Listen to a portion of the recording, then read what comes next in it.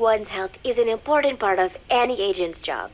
But despite my best efforts, I have caught a cold. Now that I think about it, Mother Base's numbers are on the rise, with soldiers coming from all different places and backgrounds.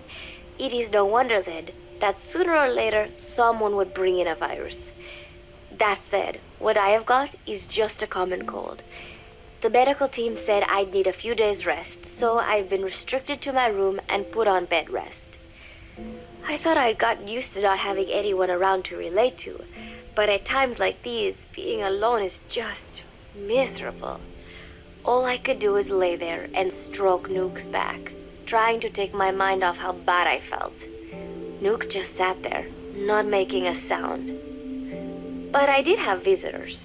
Amanda and Chico, Huey, Cecile, Miller, and a few of the soldiers I've become relatively close to. Amanda made me a soup with herbs she said were good for a cold. Miller told me to take it easy. I will sing you a lullaby, he said, then broke out a guitar and sang some incomprehensible song in Japanese. I did not need to understand the lyrics to know he is an awful singer. Then he said, "You know what is good for a cold? Suppositories. Here, I'll show you." He began to take off his pants, so I threw my tissue box at him to make him go away. Then Strangelove showed up, saying she had some miracle Indian cure. "It has got eucalyptus extract," she said. "It works best if you rub it into your chest." And then she tried to take off my nightshirt. I whacked her with my pillow, and I got rid of her. Chico brought me a little flower in a cup. It had been growing in a little bit of earth that probably found its way on board, stuck to something else. "I found this on the deck. Here, you can have it." He tried to act nonchalant, but I am pretty sure he's got a crush on me. None of them understand. If they thought these little visits would cheer me up, they were wrong. Tonight, Snake himself came to my room. Like the rest, he believes I am just a schoolgirl and treats me as such. "Why did you abandon your country?" I asked him. "Why create the MSF?" Of course, I knew the answers already, but I wanted to hear it from him. As I had imagined, he was not exactly forthcoming. All he would say is that his country abandoned him because all he could do was fight, and that is why he needed the MSF, because that is all he is any good for. Then he said, "Fighting is the only thing I understand, but that does not mean I have got a grudge against those who believe in peace. I am not one of them, and I do not believe in peace. Conflict is in man's nature. We fight our enemies in order to survive. Maybe we are not so different after all, he and I. But that is exactly why I'm going to have to kill him, or else he will have to kill me. When I stop and think about this wretched existence, being killed by a man like that suddenly does not seem like such a bad thing."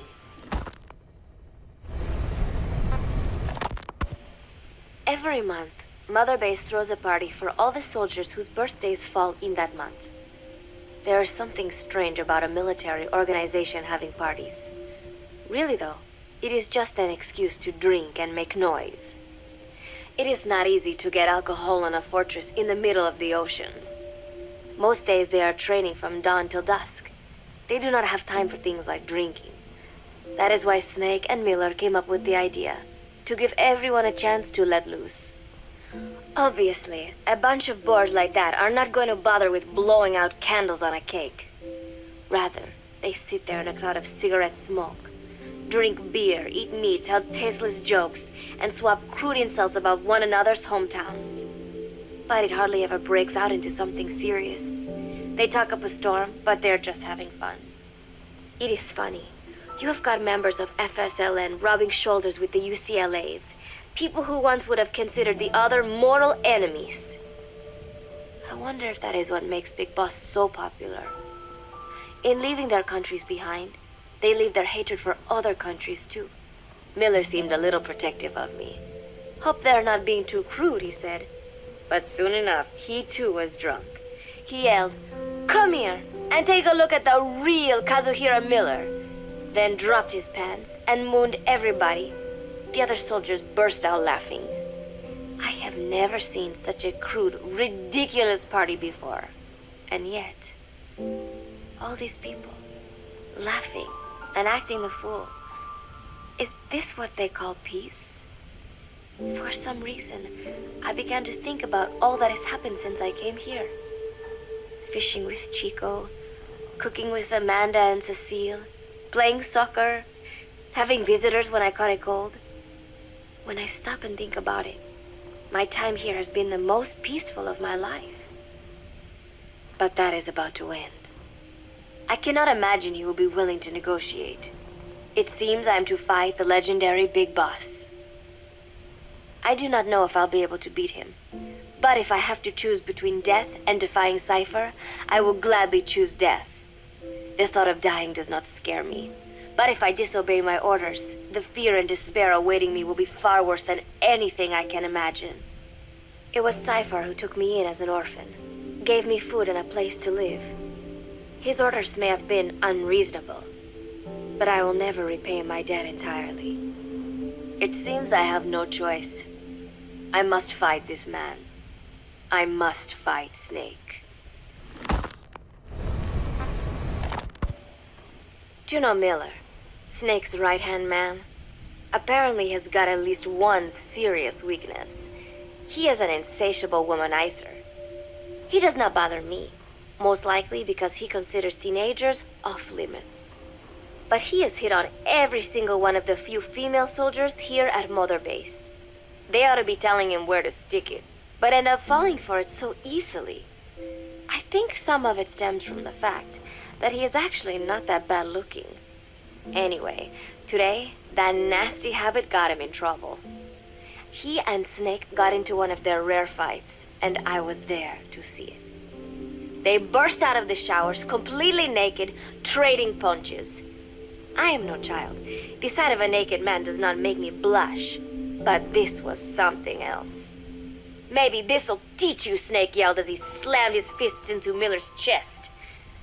I heard later that apparently he'd been two-timing someone, and that same someone had gone to Snake with her troubles. As I see it, it is her own fault for letting herself be deceived like that. If she is too dumb to see through Miller's lies, then she got what she deserved. But this was not the first time it had happened, or the second, and Snake read Miller the riot act. Miller argued back, and what began as a shouting match turned into a fist fight. "You son of a bitch," Miller yelled as he swung. "Not bad," said Snake, smiling, "but not good enough." And then he was back on the offensive.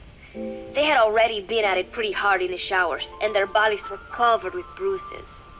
Both of these men had been trained for war, their bodies deadly weapons.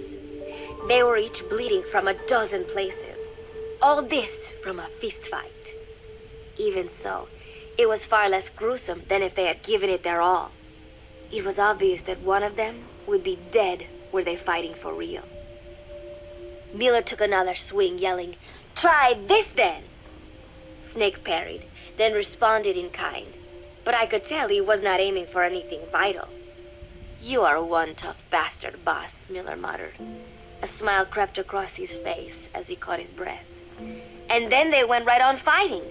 Blood and sweat flew off their glistening bodies. It was combat without hatred or hostile intent.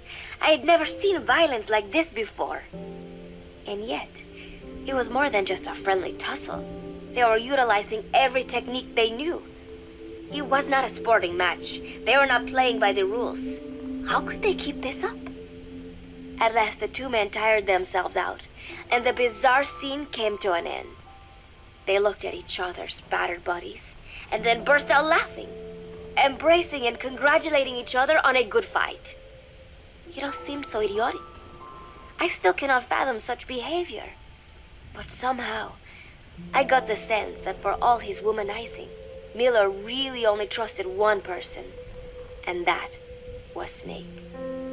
There was no way I could ever come between the two of them, and at that thought, I began to feel as if I had lost. All of Mother Base is preparing for a festival. Since Snake and his soldiers spend so much time fighting, they are setting aside one day a year for peace and relaxation. I do not know all the details, but apparently that is what Snake and Miller decided. These soldiers love the idea, of course. There is so little fun to be had here that everybody looks forward to events like these. That is all well and good, but somehow I got roped into getting on stage. Come on, we even both have peace in our names, said Miller. And Zadarnov, that old Ruski's name, has something to do with peace too, right? Hey, as long as we're having a day of peace, we ought to get an act together. The Three-Piece Band. I thought he was joking. He then proceeded to share his idea without bothering to check with me. And now, I am slated to sing. Apparently, he had heard me on the deck one day, and since then he's wanted to form a band. Everybody's looking forward to it, so there is no way for me to back out now. I've never done anything like this, but it does feel kind of nice to know that people are looking forward to it. I mean, it cannot be any worse than Miller's singing, but modifications to Zeke are already finalized, and I must complete my mission. Betray Cypher now, and I will face a fate far worse than death.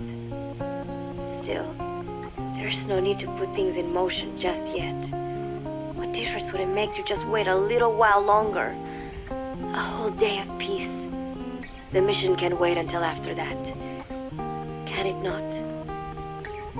I know I am only delaying the inevitable. When the day comes, one of us will have to die. Snake or me. But still, if I could just come up with some way to stall Cypher, at least until our day of peace. When did I start having thoughts like this?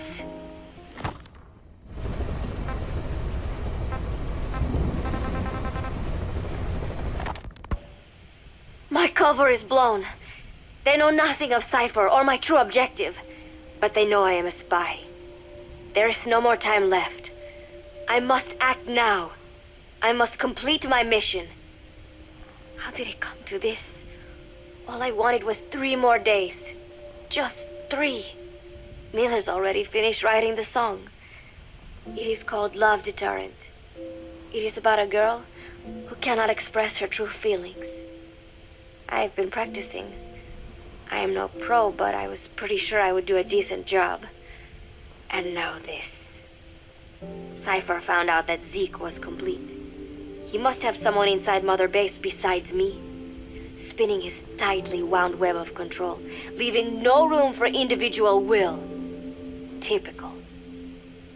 When they found out Zeke was complete, I was ordered to execute the operation immediately.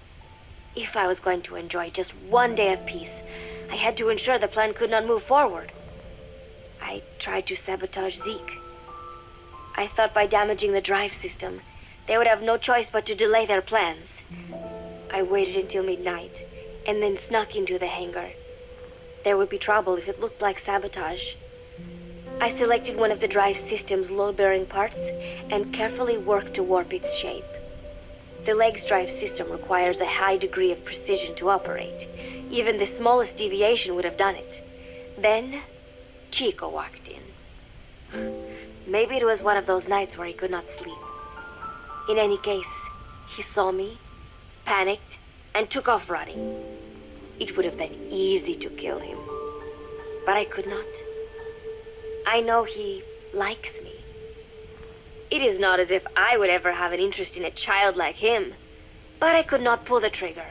Not at him, not in the back. Will he tell them? Or is there a chance he will keep it a secret? Protect me? No. He knows now. Knows I am not who he thought I was. He ran without even questioning what I was doing. There is no chance he does not know. And soon, all I have built here will end. And if Cypher has another agent among them, if he finds out I tried to sabotage Zeke, this place will no longer be my heaven. Then it is settled. I make my move now. Chico walked in before my sabotage was complete, so Zeke should still be operational. It might not run at full speed or power, but I do not have time to fix that. Without Zeke, I do not have a chance in hell of winning. I must act fast before Chico sounds the alarm. I knew it would come to this. I just did not think it would be so soon. It is time, Zeke. Metal Gear Zeke. Activate.